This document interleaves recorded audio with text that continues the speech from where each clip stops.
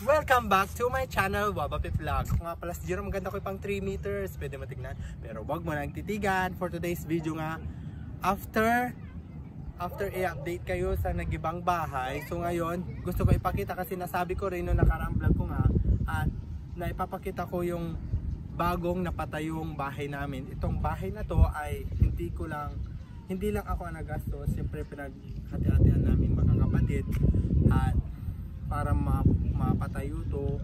Sensya na kung medyo late na to, pero advance na to para sa inyo kasi gusto ko lang sabihin na meron na kaming bagong bahay.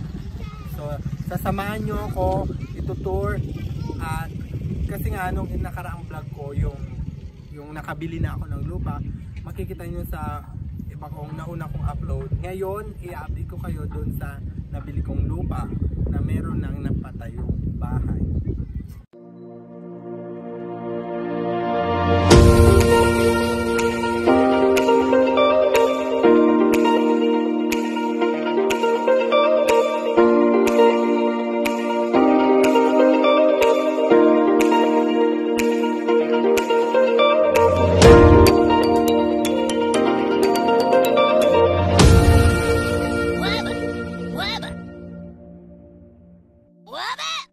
So ngayon sasamahan nyo ako pupunta sa napatayong bato. Hindi pa to fully finish, pero papakita ko lang partial. So tara, samahan nyo ako tignan ang aming bagong bahay. So umuwi lang talaga ako dito kasi siyempre nakukulis ako kung ano naging tsura, kasi si ate sinesend na sa akin yung mga picture ng bahay namin, kung anong status nila. Pero ngayon umuwi talaga ako, pero saklap lang kasi walang kuryente dito sa amin. Buong linggayin walang kuryente, so hindi pa naman ako nakapag-charge, pero kailangan kong mag-update ng vlog ko para may napapanoorin kayo at abangan nyo rin kung ano talagang status ng aming buhay. Sa mga nanonood dyan, kahit iilan lang ang mga nag-reviews ng aking YouTube channel, thank you pa rin kasi nandyan pa rin kayo na kahit hindi nyo ako kilala, kasi yung mga iba hindi talaga ako sinusuportan. Pero okay lang, hindi ko naman ma-please ang lahat ng tao na para suportan ako. Kung sino lang gusto, at choice ko naman to na mag-vlog, so wala akong karapatang magreklamo o mag-rant na bakit hindi nila ako sinusuportahan. But still, I could continue my vlogging career. At syempre may inspire ko din mga pamangkin ko na lagi nanonood ng aking vlog, na ina-idolize ako. Yun. So kahit sila na lang ang lagi kong i-update sa nangyayari sa aking buhay, kasi nga they always give me cheer up para i-continue itong vlogging na to. So tara na. So nandito tayo ngayon sa lupang, ito yung way na para papunta sa amin. Yan, dalawa yung nandito na aking pamangkin kasi nga idol nila ako, si Minmin. Papakita ko ngayon yung bahay.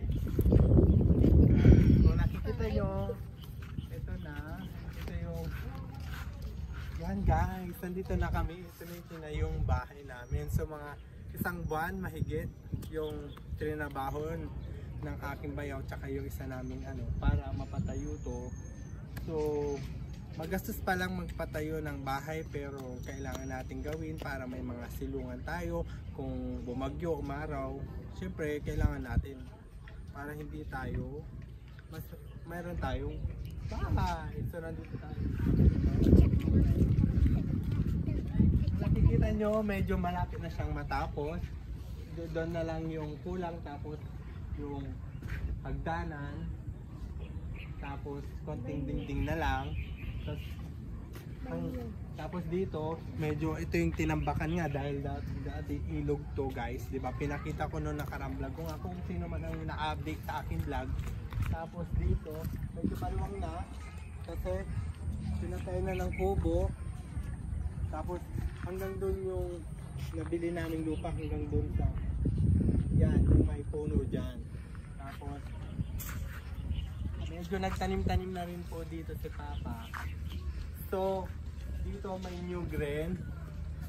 Tapos ito dati may sampalok na talaga to. Tapos ito yung bahay nga dito sa gilid. Yan, saka ko, next na vlog ko na lang yung ipapakita ko yung sa loob para may bago akong upload ulit. Siyempre para abangan nyo.